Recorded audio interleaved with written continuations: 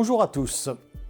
Alors que les États-Unis peinent à sortir d'un brouillard statistique lié au shutdown, les perspectives de croissance mondiale se stabilisent dans les différentes grandes zones géographiques.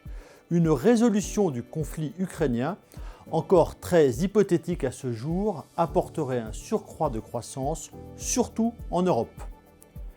Le shutdown a mis les États-Unis sous cloche depuis plusieurs mois et il est difficile d'avoir une vision précise de l'économie américaine. Tout au plus pouvons-nous nous attendre à une activité toujours résiliente, en partie dopée par un effet stock et commerce extérieur.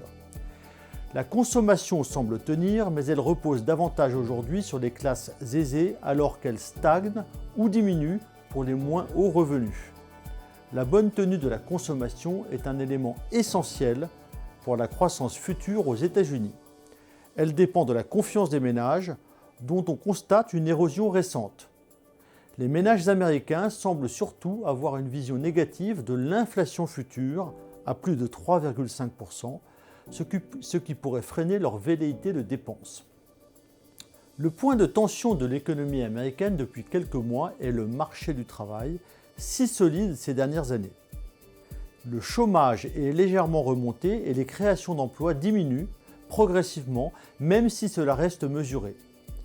Paradoxalement, on constate une pénurie de main-d'œuvre qualifiée, ce qui incite les employeurs à maintenir des salaires élevés pour cette catégorie de travailleurs.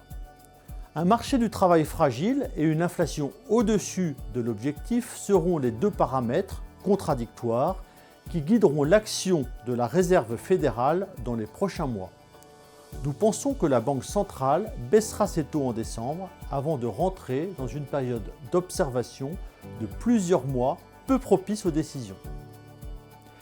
La situation est plus claire dans les autres zones géographiques, même si la Chine n'est jamais simple à analyser. La croissance semble tenir entre 4% et 5%, et tout sera fait pour qu'elle ne ralentisse pas davantage. La production industrielle se reprend légèrement, la consommation également, même si elle est dopée par les commandes gouvernementales. L'inflation est toujours très faible, laissant toute latitude aux autorités budgétaires et monétaires pour agir afin de soutenir l'activité dans les prochains mois. En Europe, la croissance reste globalement faible, mais ne ralentit pas davantage. L'Allemagne est toujours dans une situation préoccupante avec une croissance proche de zéro, une confiance et une consommation atones. Nous attendons la mise en place effective des plans de relance en 2026 pour doper progressivement l'activité. Paradoxalement, en France, la situation s'améliore en dépit d'un contexte politique très négatif. Les derniers chiffres d'activité ont surpris, même s'ils restent globalement faibles.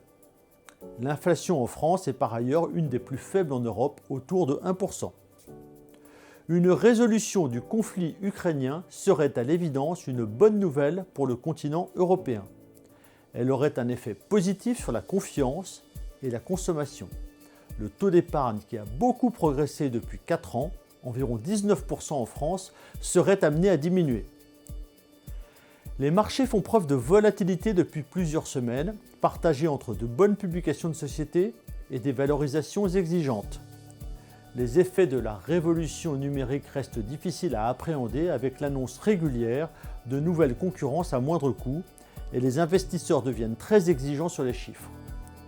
Nous restons équilibrés dans nos allocations tant géographiques que sectorielles afin de limiter le plus possible les conséquences de cette volatilité. Bonne journée à tous!